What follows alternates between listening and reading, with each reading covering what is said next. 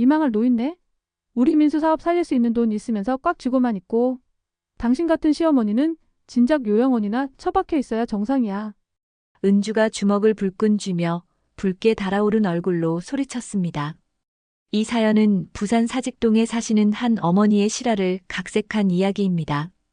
이야기 시작하기에 앞서 제 이야기가 재밌으시다면 구독과 좋아요 버튼 눌러주세요. 또 어디서 시청하고 계신지 댓글로 남겨주세요. 그럼 이야기 시작하겠습니다. 김옥희는 창밖으로 내리는 봄비를 바라보았습니다.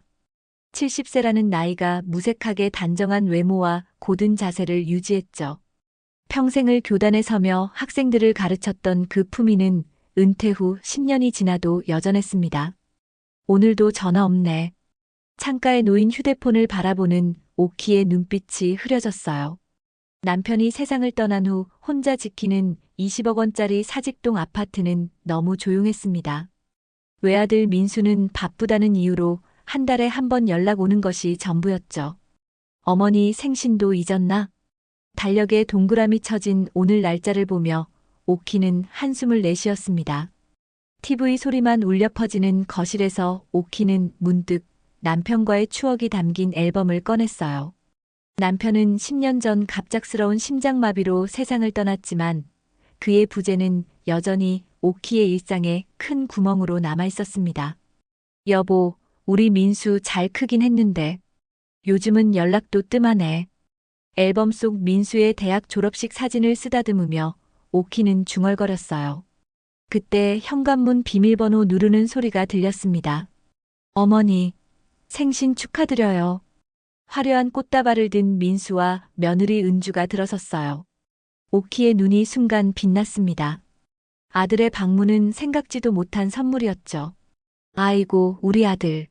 생각했구나. 은주야, 고마워. 너희가 찾아와 주다니.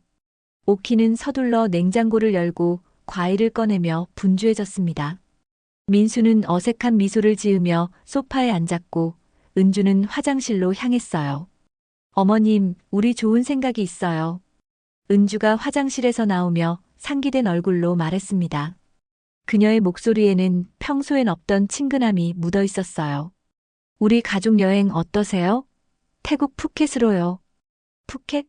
그게 어디? 어머니, 따뜻한 바다에 신혼여행도 많이 가는 곳이에요. 어머님 모시고 효도 좀 하게요. 은주는 애교 섞인 목소리로 말했습니다. 민수는 조용히 고개를 끄덕였죠. 오키는 잠시 당황했지만 곧 얼굴에 미소가 번졌어요. 그래. 그런데 갑자기 웬 여행이야? 어머님 70생신인데 특별한 선물 해드리고 싶었어요. 우리 민수도 회사 일 바빠서 어머님께 소홀했잖아요. 민수가 끼어들었습니다. 어머니, 그동안 연락 못 드려서 죄송해요. 이번에 제대로 효도하려고요. 오키의 마음이 따뜻해졌습니다. 10년 만에 아들이 먼저 손을 내밀자 그동안의 서운함이 눈 녹듯 사라졌어요. 눈가에 맺힌 눈물을 애써 참으며 오키는 고개를 끄덕였습니다. 그래, 가자. 엄마도 비행기 타고 바다도 보고 싶었어. 은주가 환하게 웃으며 박수를 쳤어요. 어머님, 여권 준비하시고 이번 주말에 출발해요. 제가 다 예약할게요. 오키는 갑작스러운 제안에 설렘과 함께 묘한 불안감도 느꼈습니다. 하지만 그 감정은 곧 아들과 함께하는 여행에 대한 기대로 덮였죠.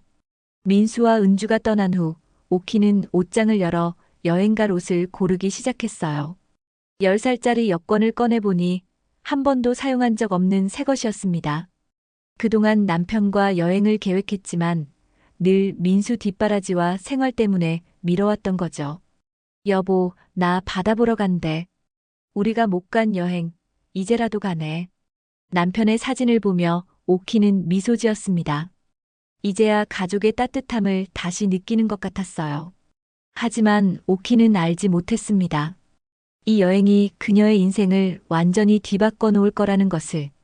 푸켓행 비행기 안 오키는 창가 자리에 앉아 구름 위로 펼쳐진 새파란 하늘을 바라보며 가슴이 설렜습니다. 생애 첫 해외여행이었죠. 승무원이 건네는 음료를 받으며 오키는 옆자리의 민수를 향해 미소 지었어요. 민수야, 엄마 생각해서 이런 여행 준비해줘서 고맙다. 민수는 어색하게 웃으며 고개를 끄덕였습니다. 어머니, 편하게 쉬세요.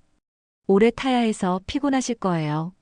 오키 옆자리에 앉은 민수는 곧 노트북을 꺼내 업무에 몰두했고, 복도 건너편에 앉은 은주는 이어폰을 끼고 영화를 보기 시작했어요.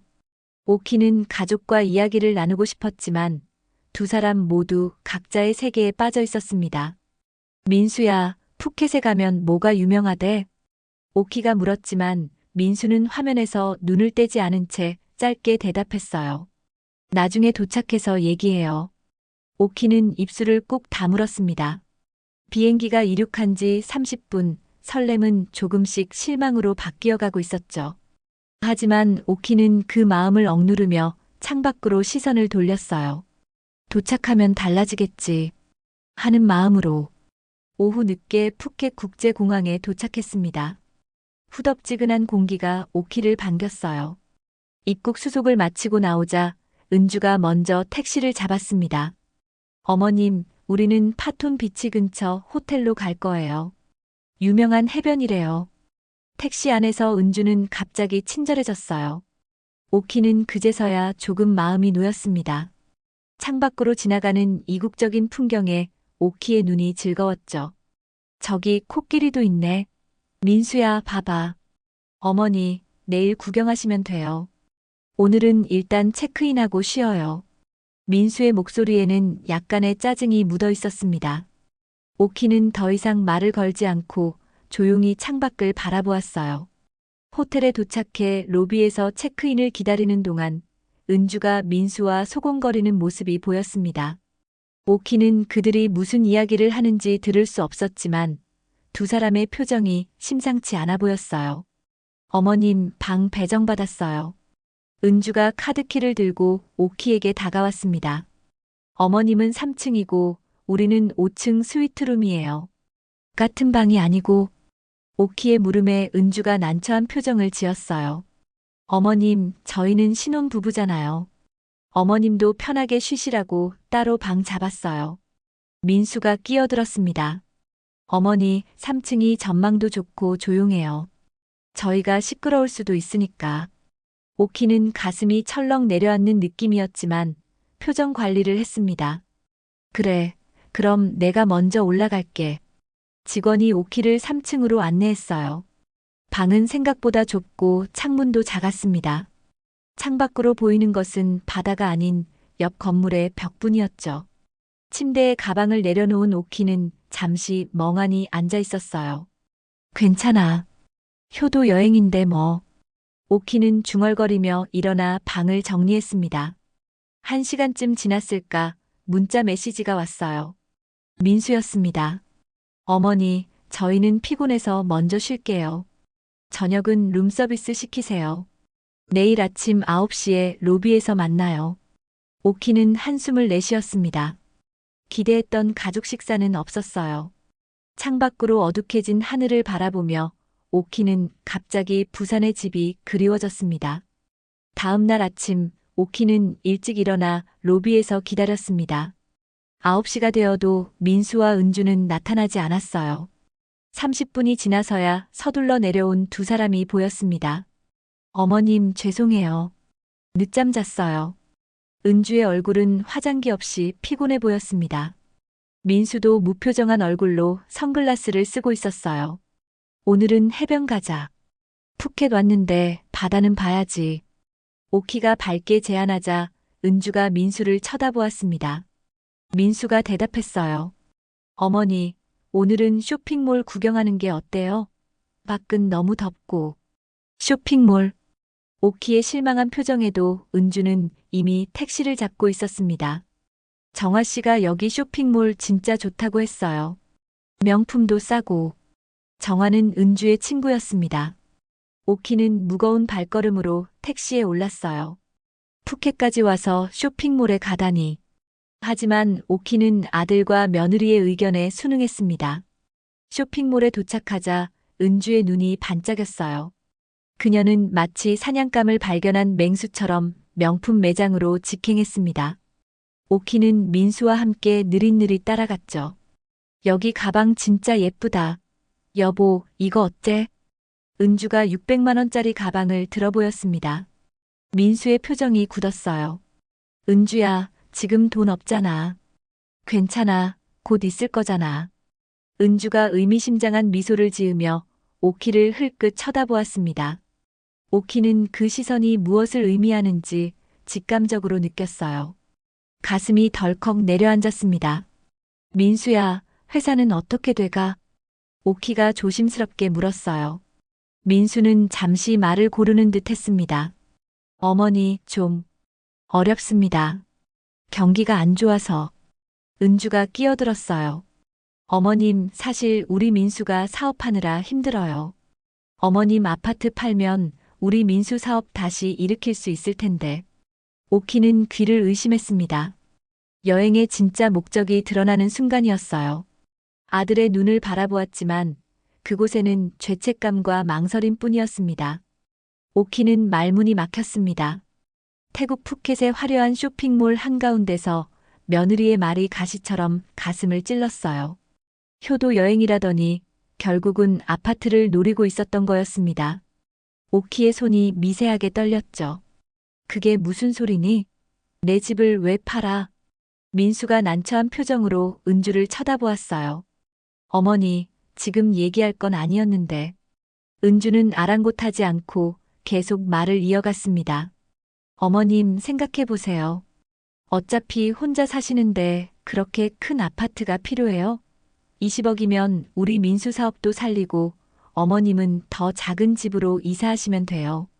남는 돈으로 편하게 사시고. 오키는 믿을 수 없다는 눈으로 은주를 바라보았어요.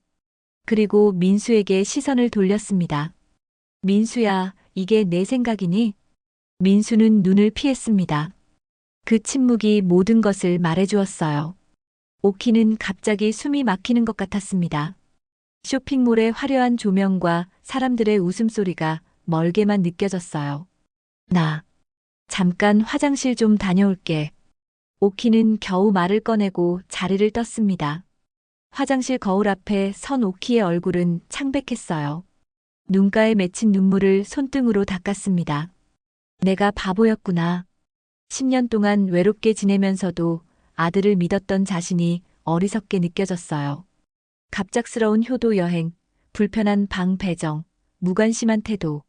모든 것이 이제 이해가 됐습니다. 오키는 화장실 칸막이 안으로 들어가 참았던 눈물을 쏟아냈어요. 잠시 후 진정한 오키는 화장실을 나와 쇼핑몰 입구 쪽으로 걸어갔습니다.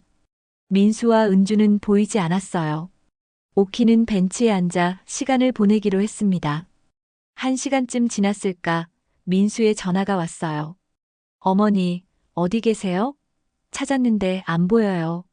입구 쪽 벤치에 있어. 저희 식사하러 가요. 오세요. 오키는 묵묵히 민수가 알려준 레스토랑으로 향했습니다.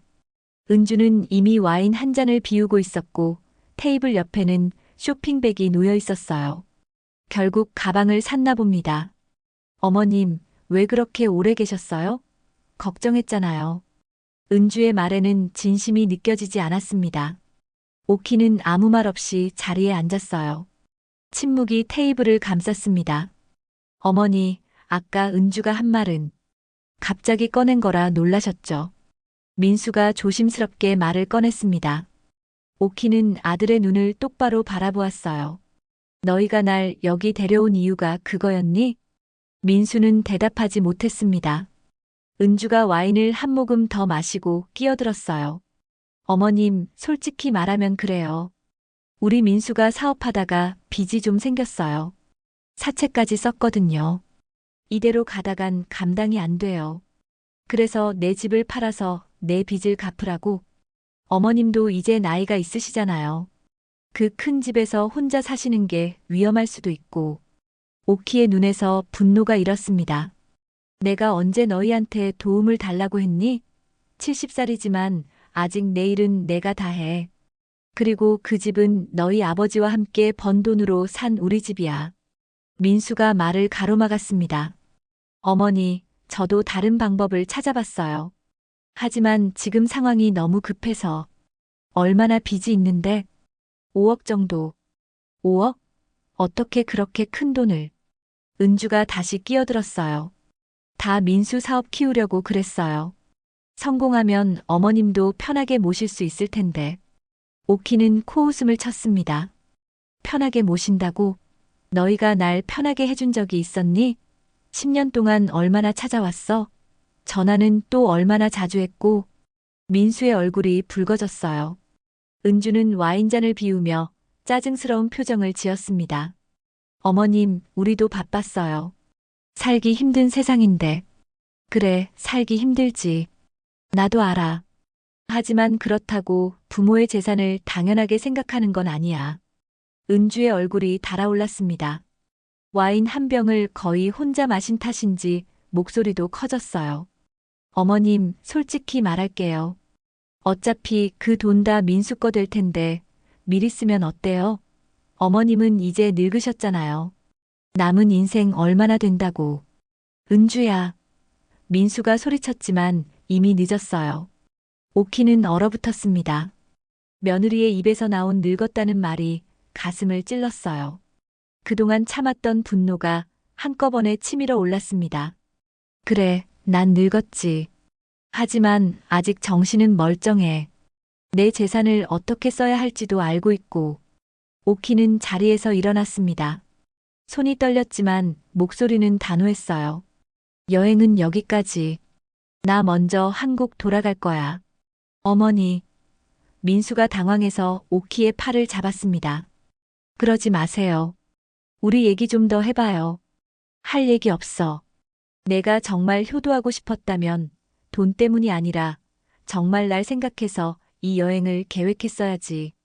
오키는 민수의 손을 뿌리치고 레스토랑을 빠져나왔습니다.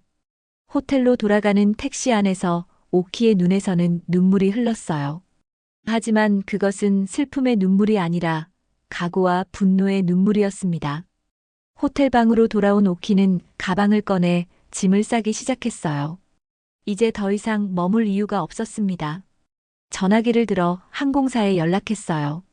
네, 귀국 항공편을 변경하고 싶은데요. 다행히 다음 날 오전 비행기로 변경이 가능했습니다. 오키는 민수에게 문자 한 통만 남겼어요. 내일 아침 일찍 귀국한다. 너희는 계획대로 여행마저 하고 와라. 메시지를 보내고 오키는 창밖을 바라보았습니다. 푸른 하늘과 멀리 보이는 바다가 눈에 들어왔어요. 이 아름다운 곳에서 가족의 배신을 경험하다니 얼마나 아이러니한 일인지 모릅니다. 인천공항에 도착한 오키는 홀로 터미널을 빠져나왔습니다. 부산행 KTX 티켓을 끊으며 오키의 마음은 이미 다른 곳에 가 있었어요. 푸켓에서의 충격적인 경험이 머릿속을 떠나지 않았습니다. 김오키 씨? 기차를 기다리던 오키의 귀에 익숙한 목소리가 들렸습니다. 고개를 돌리자 오랜 친구 순자가 서 있었어요. 순자야, 여긴 어쩐 일이야? 서울에 사는 아들네 다녀가는 길이야. 근데 넌 어디 갔다 와? 여행 가방까지 들고.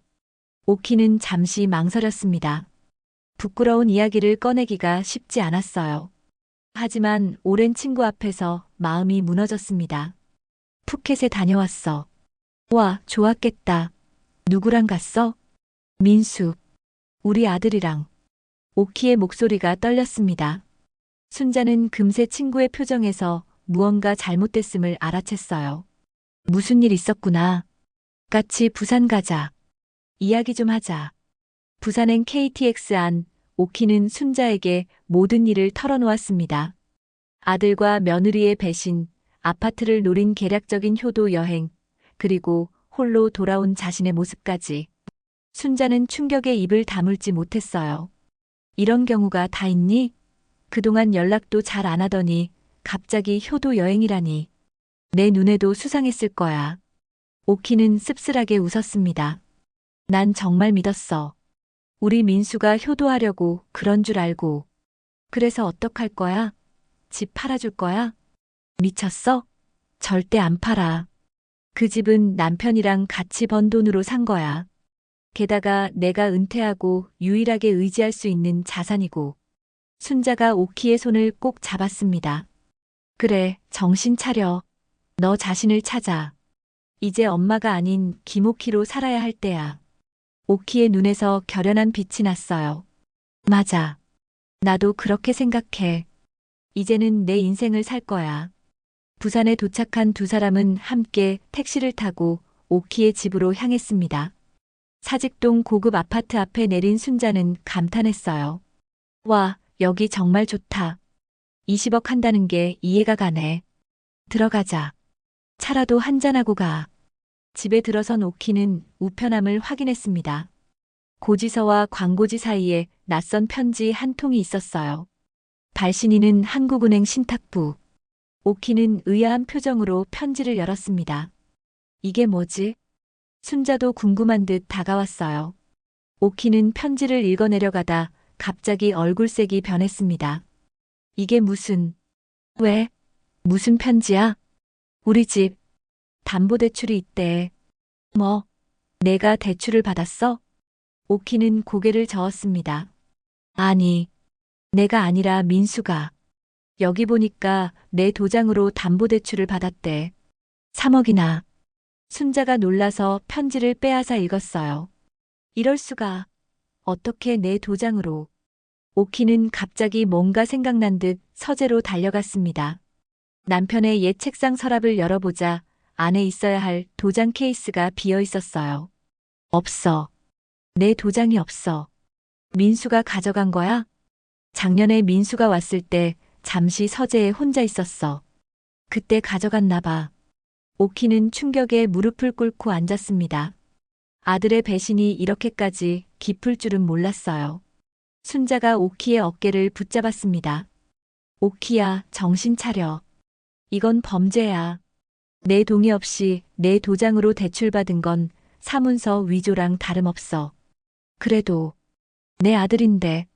아들이라고? 내 재산 노리고 이런 짓 하는 게 아들이야? 당장 변호사부터 만나자. 순자의 단호한 말에 오키는 정신을 차렸습니다. 맞습니다. 이건 단순한 가족 문제가 아니라 법적인 문제였어요. 오키는 떨리는 손으로 전화기를 들었습니다. 다음 날 오키는 변호사 사무실을 찾았습니다. 박 변호사는 오키의 이야기를 듣고 심각한 표정을 지었어요. 김 여사님, 이건 명백한 불법입니다. 아드님이 어머님의 인감을 무단으로 사용해 대출을 받은 건 사문서 위조죄에 해당해요. 그럼 어떻게 해야 하죠? 일단 은행에 이의 신청을 해야 합니다. 그리고 법적 조치를 취할지 결정하셔야 해요. 오키는 잠시 생각에 잠겼습니다. 아들을 고소한다는 건 상상조차 할 수 없는 일이었어요. 하지만 이대로 가다가는 집까지 날릴 수도 있었습니다. 변호사님, 저는 아들을 고소하고 싶진 않아요. 하지만 제 재산은 지키고 싶습니다. 그렇다면 일단 은행 측과 협상부터 시작하겠습니다. 김 여사님의 서명 없이 이루어진 계약이니 무효화할 가능성이 높아요. 오키는 고개를 끄덕였습니다. 변호사와의 상담을 마치고 나오면서 오키의 마음은 단단해졌어요. 이제 더 이상 엄마로서만 살지 않겠다는 결심이 섰습니다. 그날 저녁 민수에게서 전화가 왔습니다. 푸켓에서 돌아왔나 봅니다. 어머니, 갑자기 왜 그러셨어요? 저희 놔두고 혼자 오시다니. 오키는 차분한 목소리로 대답했어요. 민수야, 우리 집에 담보대출이 있다는 편지를 받았어. 전화기 너머로 잠시 침묵이 흘렀습니다. 민수의 당황한 숨소리가 들렸어요. 어머니, 그건 내가 내 도장 훔쳐서 대출받은 거지. 그게 제가 설명할게요.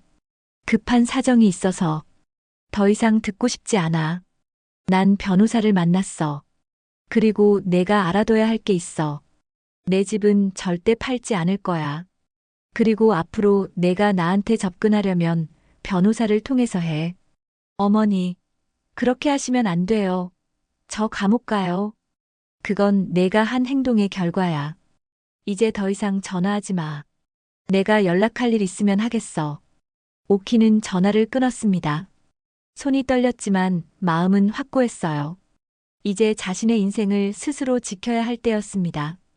이튿날 아침, 오키는 일찍 일어나 창밖을 바라보았습니다. 부산의 햇살이 사직동 아파트 창문을 통해 밝게 비쳐들었죠. 10년 동안 남편 없이 혼자 지켜온 이 집, 이제는 아들로부터도 지켜야 하는 상황이 되었습니다. 전화기가 울렸어요. 은주였습니다. 오키는 잠시 받을지 고민하다 전화를 받았어요. 어머님, 어떻게 그러실 수 있어요? 민수 잡아넣으실 거예요? 친아들을. 은주의 목소리는 격앙되어 있었습니다.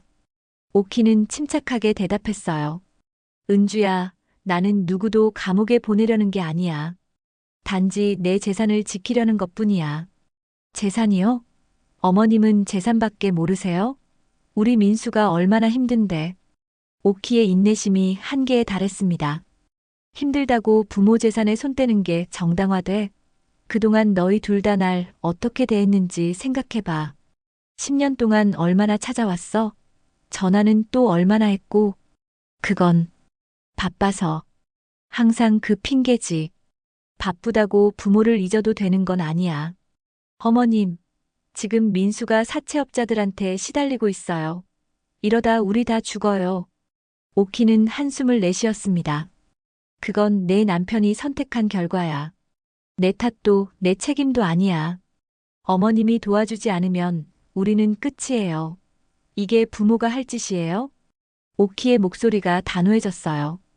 은주야, 이제 그만하자. 더 이상 연락하지 마.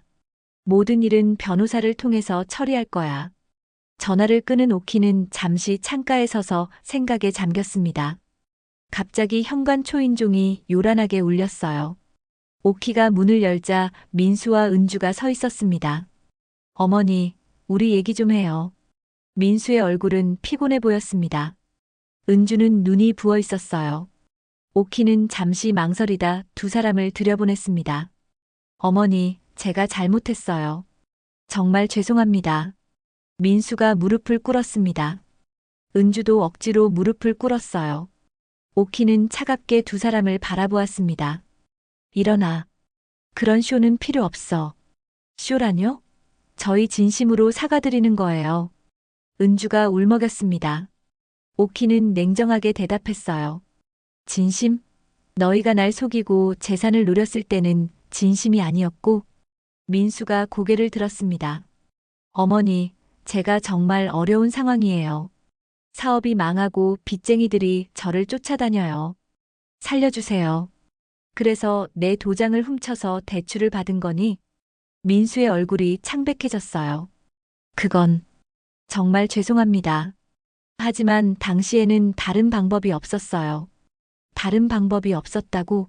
날 속이고 내 재산을 빼앗는 것 말고 다른 방법이 정말 없었니? 은주가 끼어들었습니다. 어머님, 저희도 너무 급해서 그랬어요. 용서해 주세요. 그리고 도와주세요.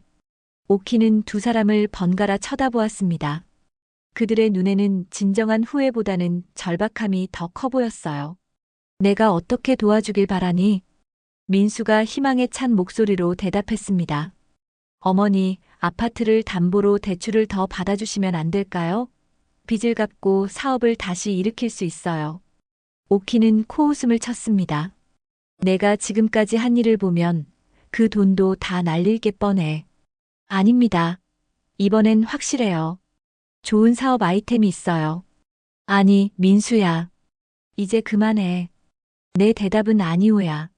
민수의 표정이 일그러졌어요. 어머니, 제발. 너희 둘 다 이제 돌아가. 더 이상 할 말 없어. 은주가 갑자기 벌떡 일어났습니다. 그녀의 눈에는 분노가 가득했어요. 정말 독하시네요. 자식이 이렇게 어려운데. 그 돈 어차피 민수 것 될 텐데 지금 좀 써서 어때요? 어머님은 앞으로 얼마나 더 사실 것도 아니고. 은주야. 민수가 아내를 말리려 했지만 은주는 이미 폭발해버렸습니다. 이기적이세요. 늙은이가 재산만 끌어안고. 우리가 얼마나 힘든데. 사채업자들이 매일 찾아와요. 우리 집 대문 앞에서 기다리고 있다고요. 오키는 은주의 말에 아무런 동요도 보이지 않았습니다. 오히려 더 단단해진 표정으로 대답했어요. 그건 너희 문제야. 내 문제가 아니야. 어머님, 이제 나가. 둘 다. 민수가 마지막으로 애원했습니다. 어머니, 저 감옥 가면 어쩌시려고요? 자식이 감옥에 있는 거 보고 싶으세요? 오키의 눈이 차갑게 빛났어요. 그건 내가 선택한 결과야. 내 책임이 아니야. 어머니, 나가. 오키의 단호한 외침에 민수와 은주는 마지못해 일어났습니다. 현관문을 나서기 전 은주가 도끼 어린 목소리로 말했어요. 후회하실 거예요. 우리가 어떻게 되든 책임지셔야 해요. 문이 닫히고 오키는 소파에 기대어 앉았습니다. 가슴이 아팠지만 더 이상 눈물은 나오지 않았어요. 오키는 전화기를 들어 순자에게 전화를 걸었습니다. 순자야, 시간 있니? 좀 만나고 싶어. 1시간 후 오키와 순자는 사직동 근처 카페에 앉아 있었습니다. 오키는 모든 상황을 순자에게 이야기했어요. 잘했어, 오키야. 내가 흔들리면 안 돼. 그 두 사람은 너를 이용하려는 거야. 알아. 하지만 가슴이 아프다. 내 아들인데. 순자가 오키의 손을 잡았습니다. 그래, 내 아들이지. 하지만 그렇다고 너의 인생을 망치게 할 순 없잖아. 내가 그 돈을 다 줘도 그들은 또 실패할 거야. 그리고 너는 노후에 아무것도 남지 않을 거고. 오키는 고개를 끄덕였어요. 맞아. 이제 나를 위해 살아야 할 때야. 그래, 그렇지. 우리 나이에 이제 뭐가 남았다고. 남은 인생 행복하게 살아야지. 순자의 말에 오키는 문득 생각이 떠올랐습니다. 순자야, 나 결심했어. 뭘? 이 집 팔 거야. 뭐? 방금까지 절대 안 판다며? 오키의 눈에 결연한 빛이 돌았어요. 맞아. 하지만 민수에게 주려고 파는 게 아니야. 나를 위해 파는 거야. 순자는 놀란 눈으로 오키를 바라보았습니다. 너 정말 집 팔 거야? 그럼 어디서 살 건데? 오키의 눈빛이 달라졌어요. 이전의 슬픔과 혼란은 사라지고 대신 단단한 결의가 자리 잡았습니다. 기장에 작은 집을 살 거야. 남은 돈으로는 새로운 시작을 할 거고. 새로운 시작? 70살에? 오키는 미소를 지었습니다. 왜? 나이가 많다고 꿈을 가질 수 없어? 순자는 잠시 말문이 막혔다가 웃음을 터뜨렸어요. 김오키, 내가 달라졌구나. 좋아, 응원할게. 그런데 민수는 어쩔 거야? 민수의 대출 문제는 변호사와 상의해서 해결할 거야. 하지만 그 이상은 없어. 내 재산은 내가 결정할 거야. 그날 오후 오키는 부동산 중개소를 찾았습니다. 젊은 중개인은 사직동 고급 아파트가 매물로 나온다는 소식에 눈이 반짝였어요. 어르신, 지금이 파시기 정말 좋은 시기입니다. 이 지역 아파트 값이 계속 오르고 있어요. 얼마면 팔릴까요? 최소 22억은 받으실 수 있을 겁니다. 신축 아파트라 인기가 많거든요. 오키는 고개를 끄덕였습니다. 빨리 매매가 성사되길 바랍니다. 집으로 돌아오는 길, 오키는 마음이 한결 가벼워졌어요. 결정을 내리고 나니 앞으로 나아갈 길이 보였습니다. 현관 앞에 도착하자 뜻밖의 인물이 기다리고 있었어요. 민수였습니다. 어머니. 민수야, 왜 왔어? 민수의 얼굴은 피곤해 보였습니다. 눈 밑에 다크서클이 짙게 내려앉았어요. 어머니와 단둘이 얘기하고 싶어서요. 은주 없이. 오키는 잠시 망설이다 문을 열었습니다. 들어와. 거실에 앉은 민수는 한동안 말을 꺼내지 못했어요. 오키는 차를 내오며 기다렸습니다. 어머니, 정말 죄송합니다. 제가 너무 절박해서. 민수야, 내가 어떤 상황인지 이해해. 하지만 내 도장을 훔쳐서 대출을 받은 건 범죄야. 민수가 고개를 숙였습니다. 알아요. 용서해 주세요. 제가 어떻게든 갚을게요. 그래, 갚아야지. 하지만 내 집을 담보로 더 이상의 대출은 없어. 민수가 놀란 듯 고개를 들었어요. 그럼 어떻게 해요? 저 이대로 가면 감옥 가요. 내가 변호사와 상의했어. 내가 사문서 위조로 처벌받지 않으려면 대출금을 스스로 갚아나가겠다는 각서를 써. 그리고 계획대로 갚아. 민수의 눈에 희망이 보였습니다. 정말요? 그럼 고소는 안 하시는 거예요? 그래. 하지만 조건이 있어. 뭐든지 말씀하세요. 오키의 목소리가 단단해졌어요. 앞으로 나한테 돈 얘기는 절대 꺼내지 마. 그리고 은주도 마찬가지야. 민수는 안도의 한숨을 내쉬었습니다. 알겠어요. 정말 감사합니다. 그리고 나 집 팔 거야. 네. 왜요? 내 인생을 새롭게 시작하기 위해서. 민수의 표정이 굳었습니다. 그럼 저희는요? 너희는 너희 삶을 살면 돼. 이제 난 너희에게 의존하지 않을 거고, 너희도 나에게 의존하지 마. 민수가 자리에서 일어났어요. 어머니, 제발 그러지 마세요. 저희에게 마지막 기회를 주세요. 내게 기회는 이미 줬어. 이제 내 차례야. 민수는 더 이상 할 말을 찾지 못했습니다. 결국 그는 고개를 숙이고 문을 나섰어요. 오키는 창가에 서서 아들이 떠나는 모습을 지켜보았습니다. 가슴이 아팠지만 이제는 돌이킬 수 없는 강을 건넌 기분이었어요. 일주일 후 오키의 아파트에 첫 매수자가 나타났습니다. 23억 원의 계약이 성사되었어요. 오키는 변호사와 상의하여 남편의 묘지가 있는 기장 근처에 작은 단독주택을 구입했습니다. 8억 원짜리 집이었어요. 오키 씨, 남은 돈은 어떻게 하실 겁니까? 변호사가 물었습니다. 오키는 잠시 생각에 잠겼다가 대답했어요. 여력은 안전하게 예금해서 노후 자금으로 쓰고 나머지 5억으로 작은 카페를 열려고 해요. 카페요? 처음 들어봅니다만. 오키가 미소 지었습니다. 늘 꿈꿔왔던 거예요. 남편이 살아있을 때도 은퇴하면 작은 카페를 열고 싶다고 했었죠. 변호사는 놀란 표정을 감추지 못했어요. 연세가 있으신데 새로운 사업을 시작하시는 게 나이가 많다고 꿈을 포기해야 하나요? 이제야말로 내 인생을 찾아가는 시간이에요. 변호사는 미소 지으며 고개를 끄덕였습니다. 좋은 결정이십니다.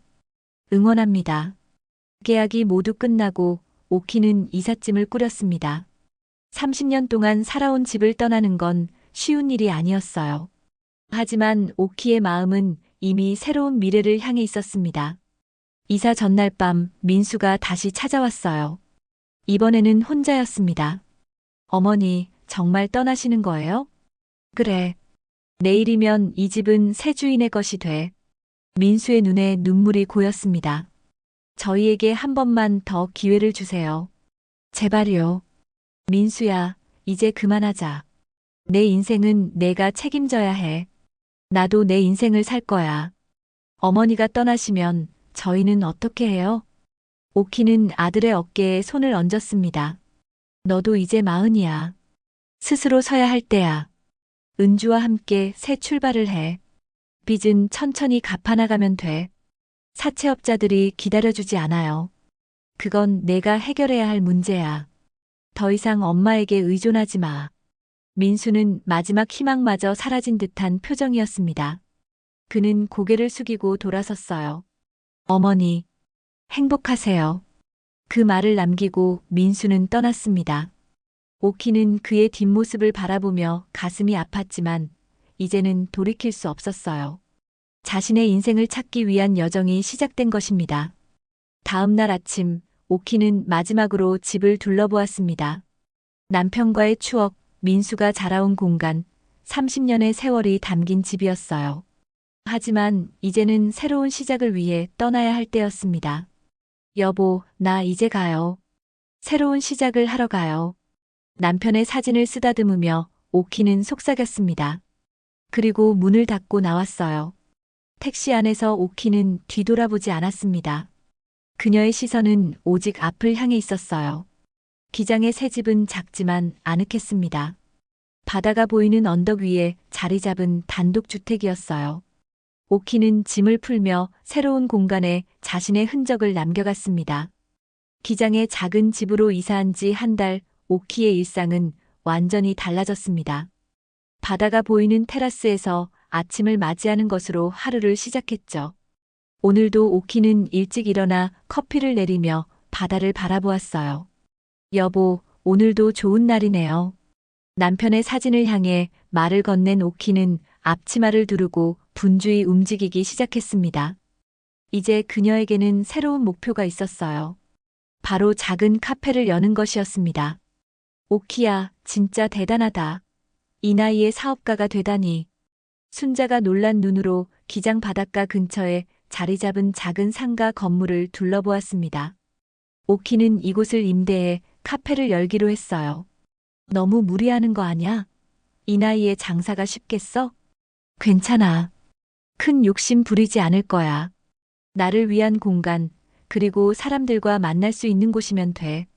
순자가 걱정스러운 눈빛으로 오키를 바라보았습니다. 민수는 어떻게 됐어? 연락 왔어? 오키의 표정이 잠시 흐려졌어요. 아니, 한 달째 소식이 없어. 변호사가 대출 문제는 해결했다고 하더라고. 민수가 매달 갚아나가기로 했대. 그래, 다행이네. 근데 은주는? 모르겠어. 듣기론 둘이 사이가 안 좋아졌다던데. 오키는 더 이상 아들 이야기를 하고 싶지 않다는 듯 화제를 돌렸습니다. 순자야, 이 자리 어때? 바다도 보이고 관광객들도 많이 지나다닐 것 같은데. 위치는 정말 좋아. 근데 인테리어 비용이 많이 들 텐데. 걱정 마. 다 계획이 있어. 오키의 눈빛은 결연했습니다. 그녀는 이미 카페 인테리어 업체와 상담을 마쳤고 메뉴도 구상해 놓았어요. 카페 이름은 바다를 바라보다로 정했습니다. 남편과 함께 꿈꿨던 그 카페를 이제 혼자서라도 이루고자 했죠. 한 달 후에 오픈할 거야. 그때 너도 와서 도와줘. 당연하지. 내가 안 도와주면 누가 도와주겠어. 2달 후 바다를 바라보다 카페가 문을 열었습니다. 오키는 긴장된 마음으로 첫 손님을 맞이했어요. 순자와 몇몇 친구들이 축하하러 왔고 지역 주민들도 호기심에 카페를 찾았습니다. 어머, 주인분이 직접 만드시는 거예요? 연세가 있으신데 대단하세요. 한 손님이 놀라며 말했습니다. 오키는 미소를 지으며 대답했어요. 네, 제가 직접 만듭니다. 나이는 숫자에 불과하죠. 카페는 예상보다 빠르게 입소문이 났습니다. 70살 할머니가 운영하는 카페라는 특별함도 있었지만 무엇보다 오키의 따뜻한 인간미와 정성 들인 음료와 디저트가 사람들의 마음을 사로잡았어요. 오픈한 지 3개월, 카페는 안정적인 단골을 확보했습니다.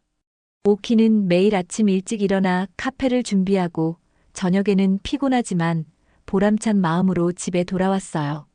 이제 그녀의 인생에는 새로운 의미가 생겼습니다. 어느 화창한 오후 카페 문이 열리며 익숙한 얼굴이 들어왔습니다. 민수였어요. 오키는 잠시 손을 멈추고 아들을 바라보았습니다. 어머니, 민수야, 어떻게 여기를? 찾느라 힘들었어요. 변호사님께 겨우 주소 알아냈어요. 오키는 아무 말 없이 민수를 바라보았습니다. 3달 만에 보는 아들의 모습은 많이 달라져 있었어요.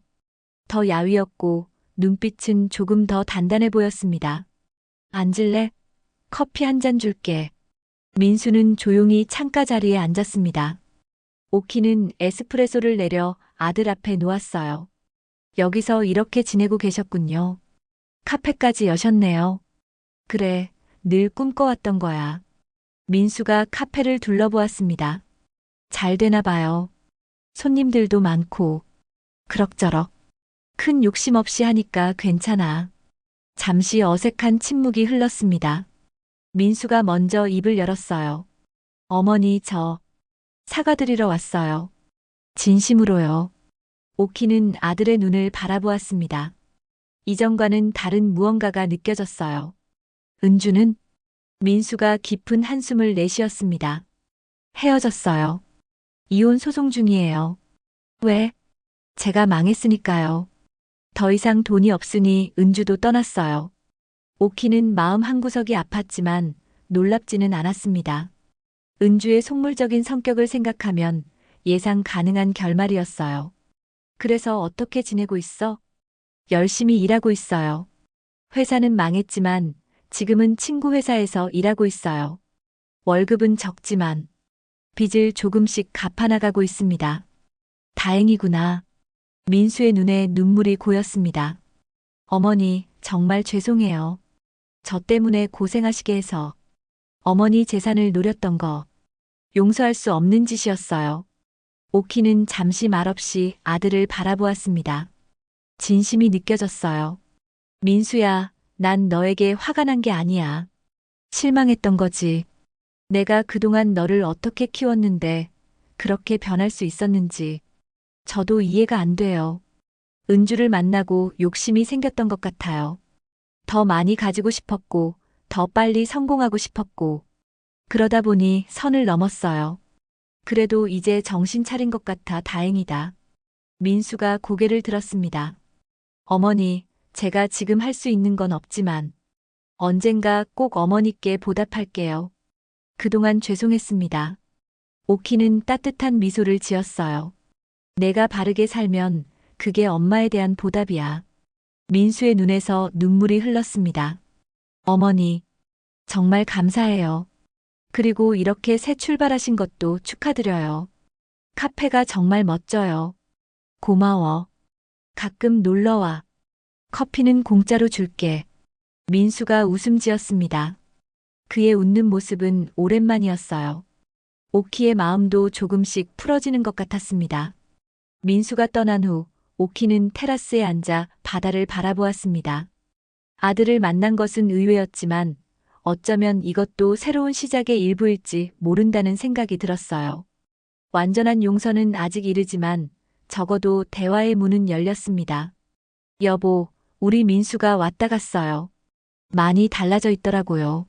남편의 사진을 꺼내 이야기하듯 말했습니다. 바람이 오키의 머리카락을 스쳐 지나갔어요. 마치 남편이 대답하는 것 같았습니다. 저녁이 되자 순자가 카페를 찾아왔습니다. 오키는 문을 닫고 친구와 함께 와인 한 잔을 나누었어요. 오늘 민수가 왔었어. 정말? 어떻게 됐어? 괜찮았어. 많이 달라져 있더라고. 은주랑 헤어졌대. 순자가 놀란 표정을 지었습니다. 아이고, 그 여자 결국 떠났구나. 뻔한 결말이지. 그래도 민수가 정신 차린 것 같아서 다행이야. 용서해줬어? 오키는 와인잔을 돌리며 생각에 잠겼습니다. 아직은 아니야. 하지만 언젠가는. 그래도 내 아들인데. 순자가 오키의 어깨를 토닥였어요. 내가 행복하면 그걸로 충분해. 이제 정말 달라졌어. 김오키가 아니라 오키 사장님이잖아. 두 사람은 웃음을 터뜨렸습니다. 웃음소리가 바다 위로 퍼져나갔어요. 봄이 오고 카페 바다를 바라보다는 개업 1주년을 맞이했습니다. 오키는 특별한 이벤트를 준비했어요. 단골 손님들에게 직접 만든 쿠키를 나눠주고 작은 음악회도 열었습니다. 기장 지역 음악 동호회가 재능 기부로 연주를 해주었죠. 사장님, 1년 동안 정말 수고 많으셨어요. 앞으로도 오래오래 하셔야 해요. 단골 손님인 박 선생님이 꽃다발을 건넸습니다. 오키는 감격스러운 표정으로 꽃을 받았어요. 감사합니다.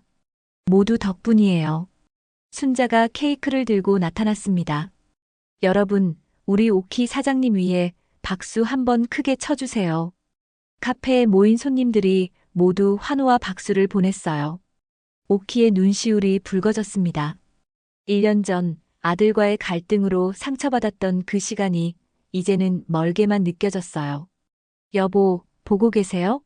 내가 해냈어요. 오키는 마음속으로 남편에게 말을 건넸습니다. 이 모든 것이 꿈만 같았어요. 파티가 끝나고 카페를 정리하던 중 문이 열렸습니다. 민수였어요. 그의 손에는 선물 상자가 들려 있었습니다. 어머니, 축하드려요. 카페 개업 1주년이라면서요? 오키는 놀란 표정을 감추지 못했습니다. 민수야, 어떻게 알았어? SNS에서 봤어요.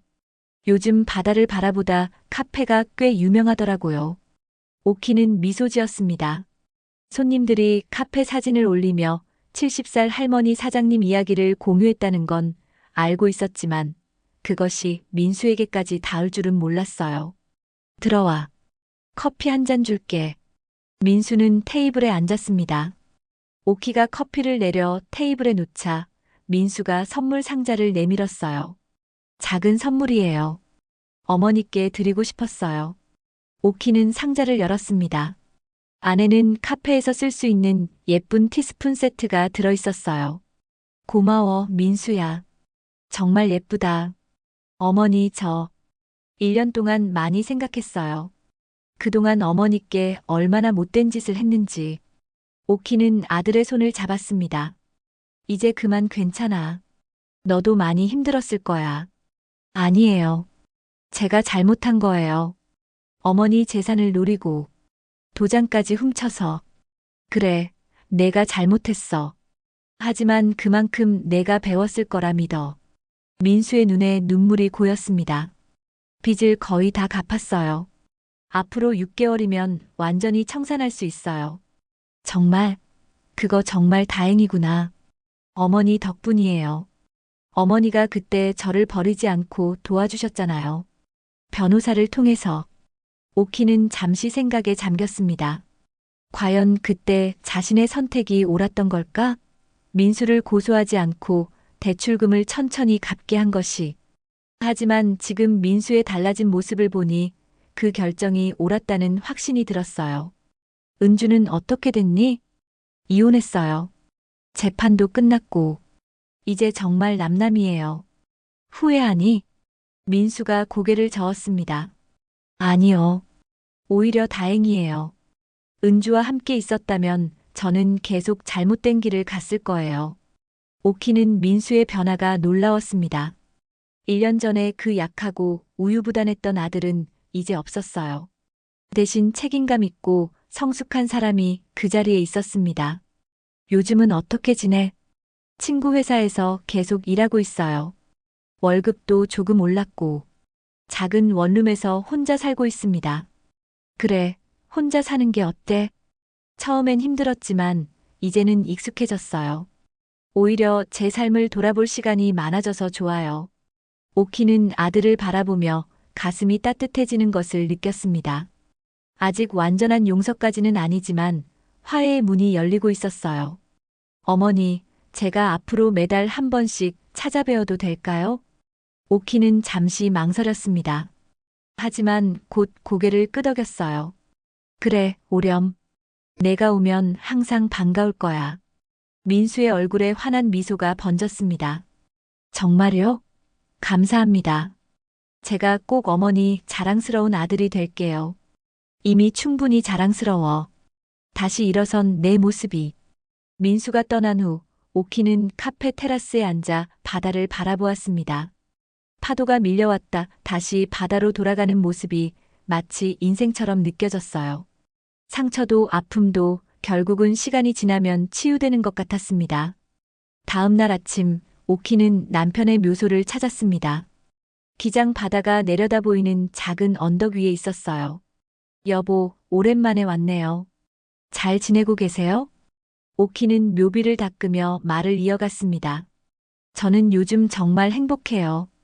카페도 잘 되고 민수도 달라졌고 우리가 함께 꿈꿨던 그 카페, 제가 혼자라도 해냈어요. 따스한 봄바람이 오키의 얼굴을 쓰다듬었습니다. 마치 남편이 대답하는 것 같았어요. 어제 민수가 왔었어요. 많이 달라졌더라고요. 이제 정말 어른이 된 것 같아요. 앞으로 매달 한 번씩 온대요. 그동안 서운했는데 이제 우리 가족이 다시 이어질 것 같아요. 오키는 남편의 사진을 꺼내 묘비 앞에 놓았습니다. 여보, 나 이제 정말 잘 살아요. 걱정하지 마세요. 묘소를 떠나 집으로 향하는 길, 오키의 전화기가 울렸습니다. 순자였어요. 오키야, 오늘 시간 돼? 내가 좋은 소식이 있어. 뭔데? 내가 요즘 다니는 노인 대학에서 원데이 클래스 강사를 구한대. 내가 카페 운영 경험을 살려서 커피 클래스 같은 거 해보면 어떨까? 오키는 잠시 생각에 잠겼습니다. 다른 사람들에게 자신의 경험을 나누는 것, 새로운 도전이 될 것 같았어요. 좋아. 한번 해볼게. 역시 우리 오키. 늘 도전하는 모습이 멋져. 전화를 끊고 오키는 활기찬 발걸음으로 집을 향했습니다. 71살 하지만 그녀의 인생은 여전히 진행 중이었어요. 새로운 도전과 가능성이 기다리고 있었습니다. 그날 저녁 오키는 일기장을 꺼내 글을 썼습니다. 오늘로 카페를 연 지 1년이 되었다. 1년 전 아들의 배신으로 마음이 무너졌을 때 나는 내 인생이 끝난 줄 알았다. 하지만 그것은 끝이 아닌 새로운 시작이었다. 남편이 떠나고 아들마저 등을 돌렸을 때 나는 비로소 김옥희라는 사람으로 살기 시작했다. 70살에 시작한 내 진짜 인생. 이제는 누구의 엄마나 아내가 아닌 나 자신으로 살고 있다. 가족이라는 이름으로 받은 상처가 오히려 나를 더 강하게 만들었다. 이제 나는 안다. 인생은 언제라도 다시 시작할 수 있다는 것을. 오키는 일기장을 덮고 창밖을 바라보았습니다. 밤바다 위로 별이 빛나고 있었어요. 그녀의 눈에도 같은 빛이 반짝였습니다. 희망과 새로움의 그리고 용서의 빛이었습니다. 며칠 후 오키는 변호사 사무실을 찾았습니다. 그동안 그녀를 도와준 박 변호사에게 감사 인사를 전하고 싶었어요. 김 여사님 잘 지내셨습니까? 카페도 잘 되신다고 들었습니다. 네, 덕분에요. 그동안 많이 도와주셔서 감사합니다. 별 말씀을요. 근데 오늘은 무슨 일로 오셨나요? 오키는 가방에서 서류 봉투를 꺼냈습니다. 제 유언장을 작성하고 싶어서요. 유언장요? 갑자기 왜? 이제 제 재산을 어떻게 할지 확실히 정해두고 싶어서요. 박 변호사는 고개를 끄덕였습니다. 알겠습니다. 어떻게 하실 생각이신가요? 카페는 직원들에게 물려주고 싶어요. 그동안 저와 함께 일해준 그들에게 감사의 마음으로요. 그리고 남은 재산은 절반은 노인복지재단에 기부하고 나머지 절반은 민수에게 주고 싶어요. 단 조건이 있어요. 어떤 조건인가요? 오키의 눈빛이 단단해졌습니다. 진심 어린 사과 없이는 용서 없다는 조건이요. 민수가 정말로 변화했다면 그때 그 돈을 받을 자격이 있을 거예요. 박 변호사는 오키의 결단력에 감탄했습니다. 정말 현명하신 결정이네요. 오키는 미소 지었습니다. 이제 알았어요. 가족이라도 존중 없는 관계는 독이라는 걸요. 내 인생은 내가 써야 한다는 것도요. 유언장 작성을 마치고 나오면서 오키는 가슴이 가벼워지는 것을 느꼈습니다. 이제 모든 것이 제자리를 찾아가는 것 같았어요. 카페로 향하는 발걸음이 한결 가벼웠습니다. 카페에 도착하자 손님들이 반갑게 맞아주었어요. 오키는 앞치마를 두르고 에스프레소 머신 앞에 섰습니다. 이제 이곳이 그녀의 무대였습니다. 71살의 나이에 찾은 새로운 인생. 그 인생을 오키는 당당히 살아가고 있었습니다. 오늘도 좋은 하루 보내세요, 여러분. 오키의 밝은 목소리가 카페 안에 울려 퍼졌습니다. 그녀의 미소에는 이제 더 이상 슬픔이나 후회가 없었어요. 오직 현재의 기쁨과 미래에 대한 기대만이 가득했습니다.